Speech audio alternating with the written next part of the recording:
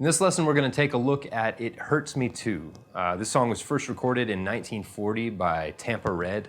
It's gone on to become one of the more often interpreted songs in the entire blues canon. Clapton's done it, Dr. John did it, Grateful Dead did it, whoever you can think of has probably done a version of this song at some point. A thing to notice about this is in the notation. Please take a look at the notation. It'll really help with the rhythm part especially. You'll see something that seems complicated really isn't that difficult. It's just kind of variations on the same thing. The other thing to notice is in the notation you can see I've got some of it written in 4/4 and I've got some of it written in 6/8. The reason for that is they're the same. The pulse stays the same, but it's just a way of feeling the pulse slightly differently. So 4 is 1, 2, 3, 4. You kind of got that slow blues thing. And then the 6/8 is 1, 2, 3, 4, 5, 6. 1, 2, 3, 4, 5, 6. So the pulse stays the same, but the feel slightly changes. You really want to feel the rhythm part in 4 because you're playing quarter notes, and then the lead is kind of playing in 6/8 against it. It's one of the really cool things about rhythmically nuanced music like blues and jazz and a lot of things like that, is you have kind of these rhythms playing against each other. The other thing to know is I'm in open E, which I'll talk more about in the lead lesson, and I'm using a slide, which I will also talk more about in the lead lesson. Here we go.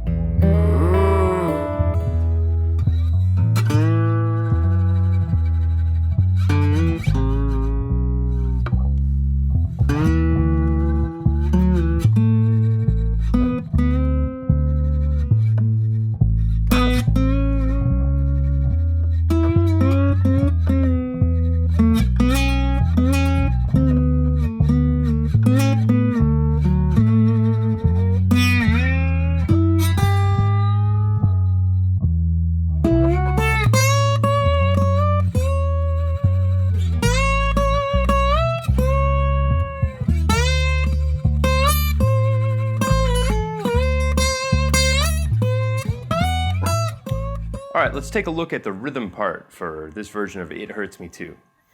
This might seem a little bit complicated at first, but the thing to remember is it's really just the same 9-bar phrase over and over, except for the intro. The intro is a little bit different, but and then you're just passing the chords through that 9-bar phrase, with a very similar right-hand pattern. So the chords are this. So you start off with an A.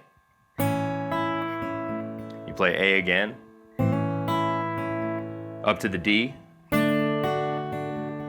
a D7, back to the A, to an E, E7, to the D, back to the A, and back to the E. So that's the progression. After you get through the intro, that just repeats. Twice with the vocals, twice with the solo, and then one with the vocals and the solo out. If you keep that in mind, it doesn't seem as complicated as it looks at first.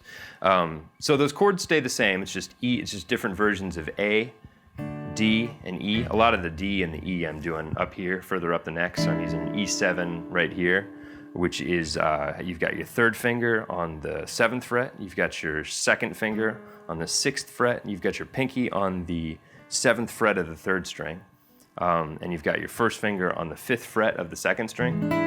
So that's the E7 I'm using mostly, and then a lot of times the D is the same shape starting on the 5th fret. So you've got your 3rd finger on the 5th fret of the 5th string, you've got your 2nd finger on the 4th fret of the 4th string, and you've got your pinky on the 5th fret of the 3rd string, and you've got your first finger on the 3rd fret of the 2nd string. So again, it's the same voicing, it's just 2 frets down. Let's take a look at the lead part for It Hurts Me Too. I mentioned I am in open E. What you do is you're going to start on the 5th fret on the 4th string. You just get a good sound there. Then you play the 5th fret on the 3rd string. Now you're going to slide from the 6th fret to the 8th fret of the 3rd string. You can kind of give it some vibrato there at the top. Now you're going to play the 8th fret 2 more times. Now you're going to slide from the 7th to the 6th. Now you're going to play the 8th fret of the 3rd string. Now you're going to play the 4th fret of the 3rd string and kind of slide into it twice. And now you're going to land on the 5th fret of the 4th string. Now the final little riff here is you're going to slide from the 5th to the 3rd fret of the 4th string, play the 5th fret of the 5th string, now back to the 5th fret of the 4th string. Now you're going to slide into the 12th fret on the 2nd and the 4th strings. Now you play the 3rd string, 4th string, 1st string. Just like that. That last little move, one more time. You're just sliding into the 12th on the 2nd and 4th string. Now you play the 3rd string, 4th string, 1st string. So there's the intro. Let me show you that all slowly. 1, 2, 3. Slide into the 8th. Slide from 7 to the 6th.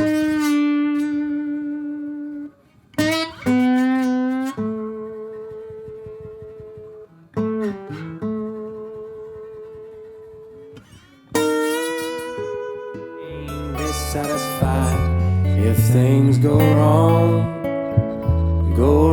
for you.